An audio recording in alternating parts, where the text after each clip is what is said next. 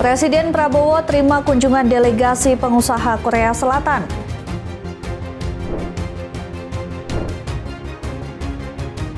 Hasan Nasbi mundur dari Kepala PCO.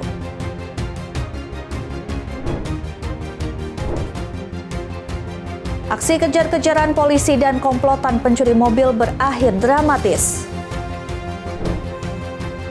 Halo, selamat pagi pemirsa setia Berita Nasional TV. Senang sekali Berita Nasional Pagi kembali hadir menyapa Anda. Selain 3 berita utama tadi, akan ada informasi lainnya yang akan kami sajikan untuk Anda. Sama saya, Ajeng Tiara.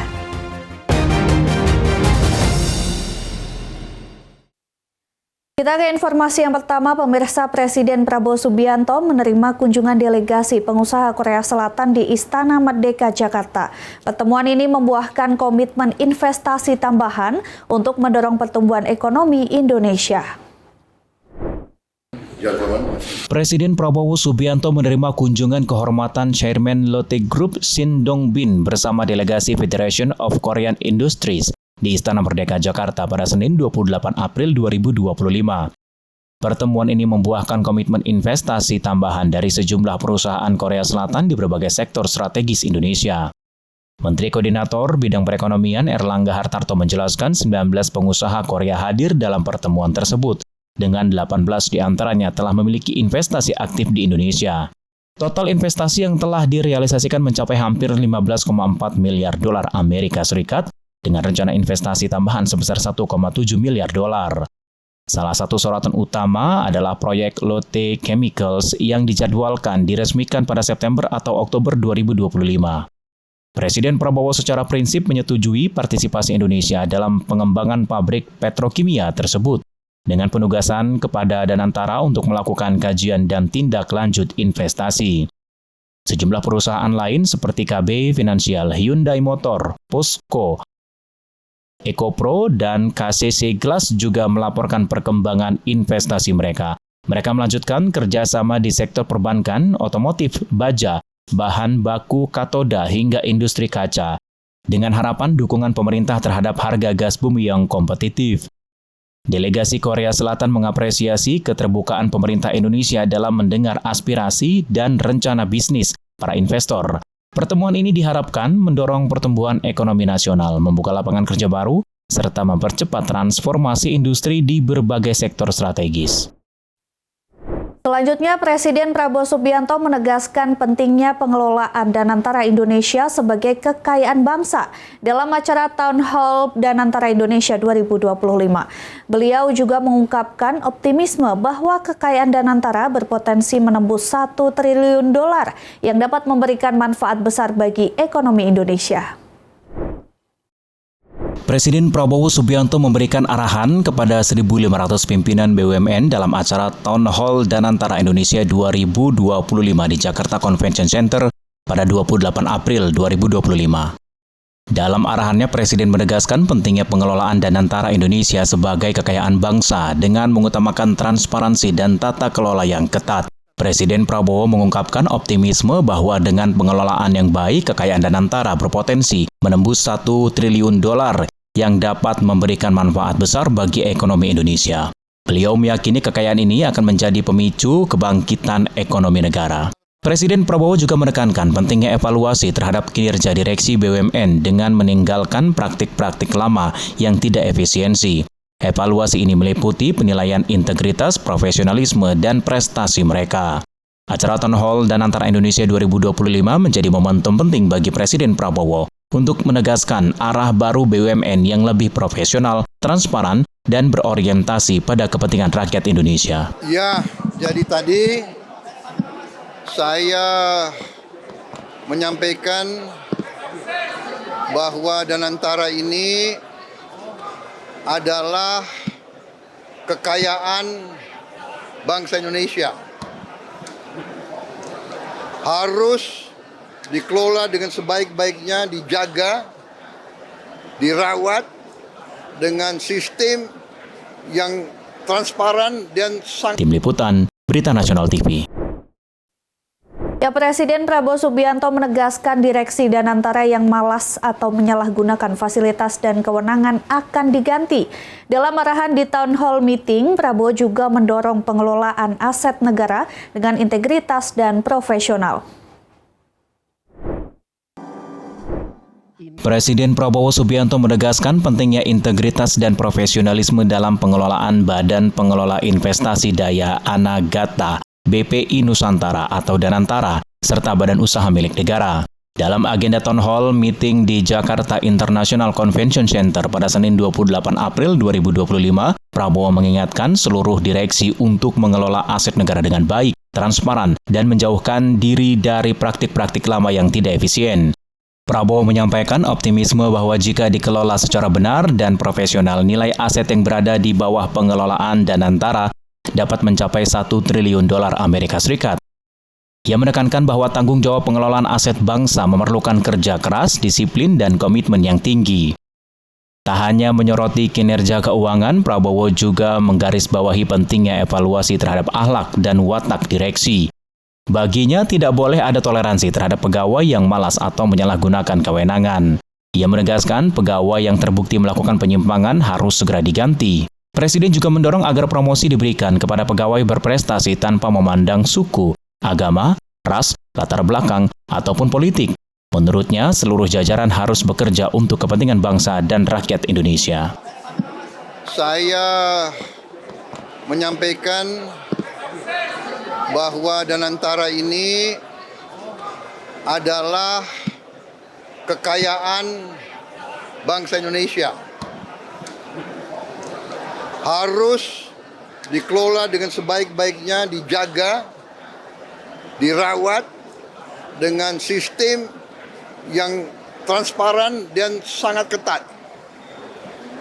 Karena ini adalah kekayaan yang luar biasa. Ajeng Tiara, Galuh Anggara, Berita Nasional TV.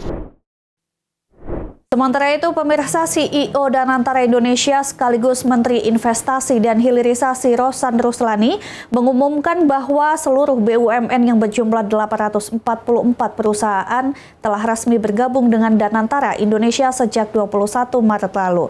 Penggabungan ini merupakan langkah strategis pemerintah dalam mewujudkan perekonomian yang berkeadilan dan berpihak pada rakyat. Pengumuman tersebut Rosan sampaikan dalam acara Town Hall Danantara Indonesia yang dihadiri langsung oleh Presiden Prabowo Subianto di Jakarta Convention Center, Jakarta pada Senin sore. Dalam kesempatan itu, Rosan mengatakan bahwa sejak diluncurkan oleh Presiden pada 24 Februari 2025, Danantara telah menunjukkan perkembangan signifikan.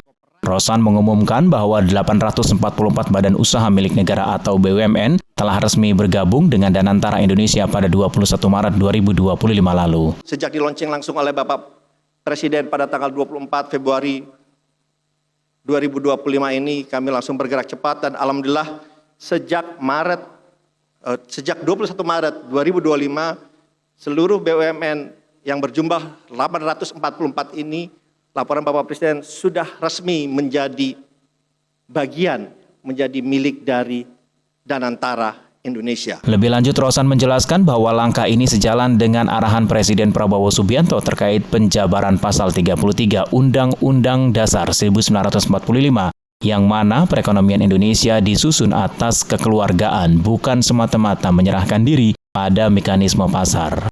Ajeng Tiara, Galuh Anggara, Berita Nasional TV. Menteri Koordinator Bidang Politik dan Keamanan Jenderal TNI Purnawirawan Syafri Syamsuddin memimpin apel kesiapsiagaan penanggulangan kebakaran hutan dan lahan atau Karhutla Nasional tahun 2025 di Riau.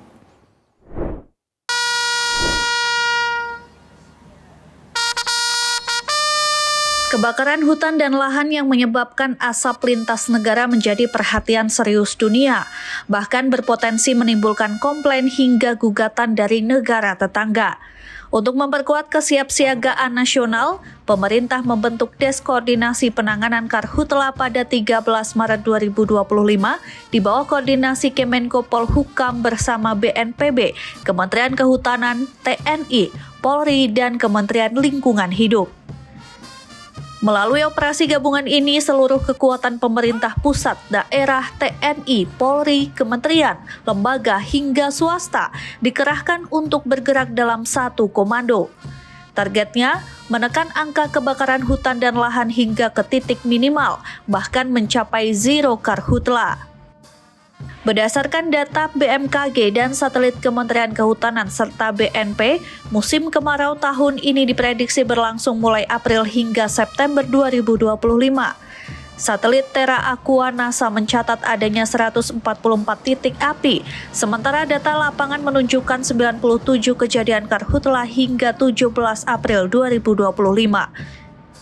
Di Provinsi Riau, kebakaran telah menghanguskan sekitar 80 hektar lahan yang masuk dalam kategori darurat. Wilayah rawan kebakaran tahun ini meliputi Aceh, Riau, Kepulauan Riau, Jambi, Kalimantan Barat, dan Kalimantan Tengah. Pemerintah mengingatkan seluruh pihak untuk segera bertindak cepat, tepat, dan terkoordinasi dalam menghadapi ancaman ini. Sebagai strategi penguatan sinergi antara pemerintah, swasta, dan masyarakat diperlukan untuk memperkuat upaya mitigasi serta mencegah terjadinya kebakaran hutan dan lahan. Pemirsa, kami akan kembali usai jeda, tetap saksikan Berita Nasional Pagi.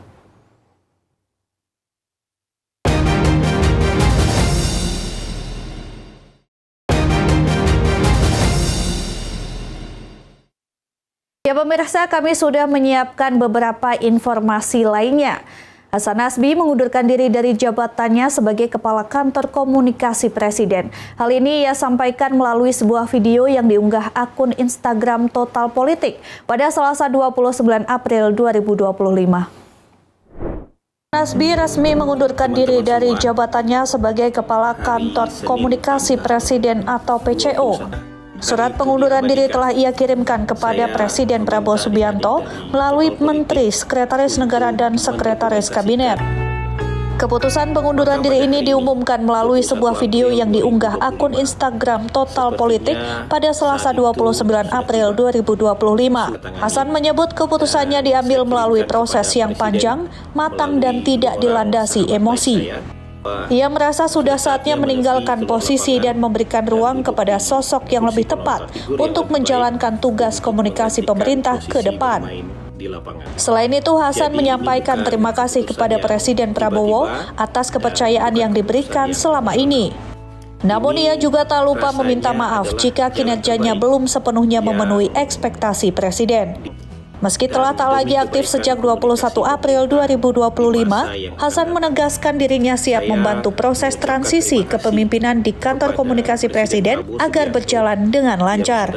Ini rasanya adalah jalan terbaik yang dipikirkan dalam suasana yang amat tenang dan demi kebaikan komunikasi pemerintah di masa yang akan datang. Saya mengucapkan terima kasih kepada Presiden Prabowo Subianto yang sudah memberikan kepercayaan kepada saya sebagai bagian dari anggota Kabinet Merah Putih, dan tentu saja itu merupakan sebuah kehormatan dan kebanggaan bagi saya pribadi. Tim Liputan Berita Nasional TV. Anggota Komisi 9 DPR RI Irma Suryani mendesak Kementerian Kesehatan untuk menindaklanjuti dan mengantisipasi ke depannya kasus kekerasan seksual yang terjadi dan melibatkan dokter program pendidikan dokter spesialis atau PPDS. Irma menilai kekerasan seksual harus dipandang sebagai pelanggaran serius yang merusak mental penyintas dan menggerus kepercayaan publik terhadap dunia kesehatan. Dalam rapat bersama Menkes di Kompleks Parlemen, Irma mengingatkan bahwa contoh kasus pemerkosaan yang dilakukan oknum dokter PPDS kepada pasiennya di RSHP Bandung sama beratnya dengan kasus kematian. Bahkan lebih parah karena penyintas harus hidup dengan trauma dan stigma seumur hidup. Ia menuntut agar Kemenkes serius membentuk regulasi dan pengawasan ketat di lingkungan PPDS. Irma juga menyoroti buruknya tata kelola PPDS yang menjadi faktor utama terjadinya kekerasan dan penyimpangan. Di antaranya beban kerja berlebihan, ketiadaan insentif, jam kerja tanpa batas hingga peran dokter pengampu yang tidak optimal dan banyak dialihkan ke PPDS senior. Kesehatan ya dari pemerintah sudah menyampaikan kepada kami di Komisi 9 meminta dukungan kami Komisi 9 agar Kementerian Kesehatan diperbolehkan atau boleh mewajibkan adanya pemeriksaan kesehatan ya pemeriksaan kejiwaan secara berkala ya minimal 6 bulan seluruh dokter harus diperiksa, harus melakukan pemeriksaan kesehatan secara berkala untuk soal psikologi mereka. Dari Jakarta, Mahendra Dewanata, Adi Chandra, Berita Nasional TV. Beralih ke kabar lain, pemirsa, pemerintah Provinsi Jawa Barat berencana menerapkan program wajib militer bagi anak-anak bermasalah terutama yang terlibat dalam geng motor dan tawuran. Kebijakan ini diharapkan menjadi solusi tuntas untuk menangani kenakalan remaja yang kerap terjadi.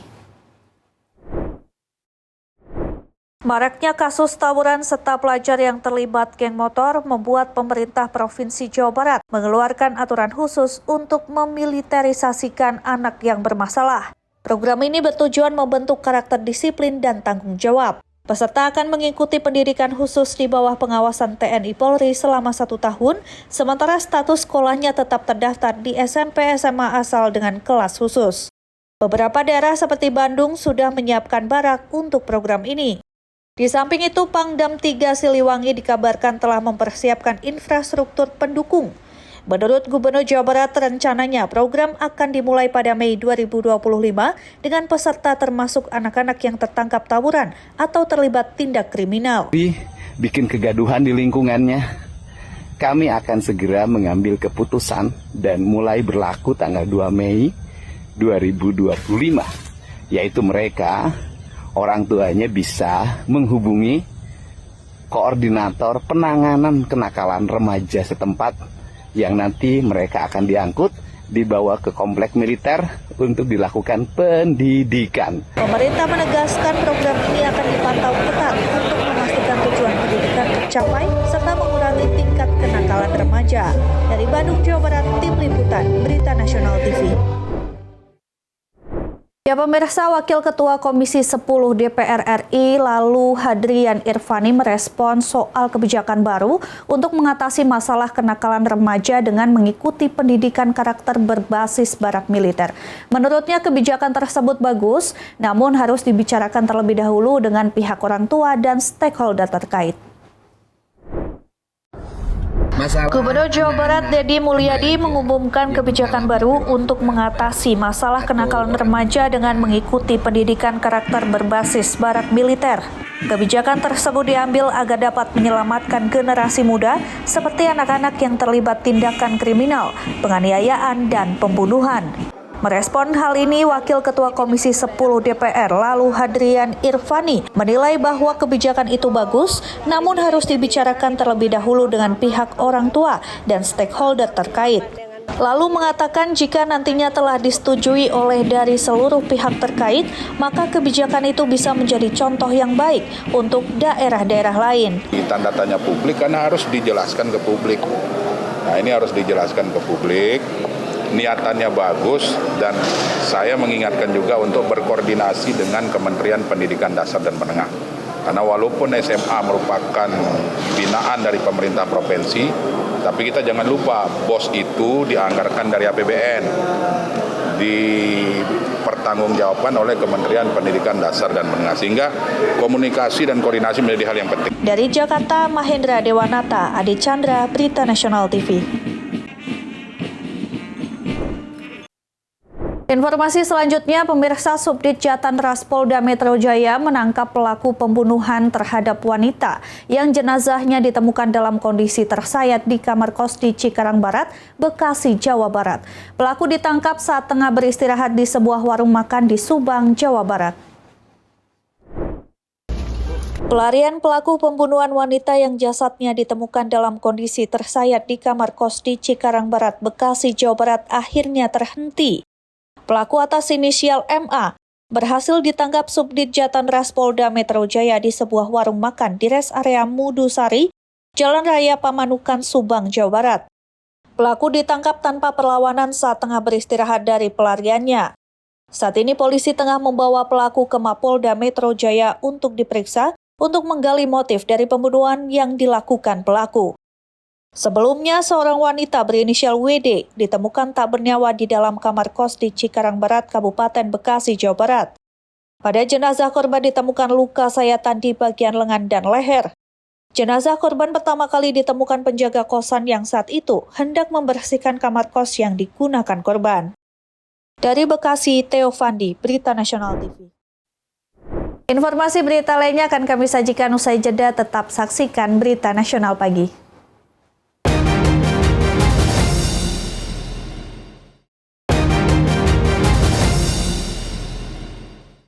Kecelakaan maut terjadi di kilometer 189 Tol Cisumdawu, Sumedang, Jawa Barat, melibatkan sebuah mobil travel yang menabrak bagian belakang truk pada Selasa siang.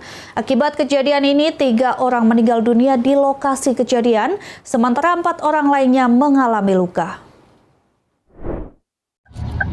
Dalam video amatir, warga memperlihatkan puing-puing dari kendaraan yang terlibat kecelakaan di kilometer 189 Tol Cisumdawu, kawasan Mandala Herang, Kecamatan Cimalaka, Kabupaten Sumedang, Jawa Barat, pada Selasa siang 29 April 2025. Seorang korban nampak tergeletak di tengah jalan tol, disertai sejumlah pengguna jalan yang berlarian untuk melakukan pertolongan. Kecelakaan maut ini melibatkan sebuah minibus travel bernomor polisi D7838AV yang menabrak belakang truk box bernomor polisi B9652TEZ. Kedua kendaraan yang terlibat kecelakaan sama-sama melaju dari arah Bandung menuju Cirebon. Kapolres Sumedang AKBP Joko Dwi Harsono menyebutkan, travel yang terlibat kecelakaan mengangkut 7 orang penumpang. 3 orang korban meninggal dunia dan telah dibawa ke RSUD Umar Wirahadi Kusuma beserta korban luka-luka. Dugaan sementara kecelakaan terjadi akibat sopir travel mengantuk saat hendak menyalip truk box. Dugaan sementara karena tidak ada pengereman, dugaan sementara tidak ada upaya pengereman di jalan, kemungkinan pengemudinya mengantuk. Itu nabrak truk yang lagi maju atau lagi jalan, dua-duanya sama berjalan, kemudian kemungkinan untuk travel ini dia ingin menyalip dengan kecepatan tinggi, namun kesadarannya kurang sehingga menabrak. Sementara usai dilakukan olah tempat kejadian perkara dan meminta keterangan sejumlah saksi, termasuk sopir truk box, bangkai kendaraan selanjutnya dievakuasi ke kantor PJR di gerbang tol Sumedang Kota. Dari Sumedang, Jawa Barat, Tim Liputan, Berita Nasional TV. Pemirsa, informasi tadi sekaligus mengakhiri jumpa kita. Demikian Berita Nasional Pagi telah menemani Anda. Saya Ajeng Tira beserta kru yang bertugas pamit undur diri. Terima kasih dan sampai jumpa.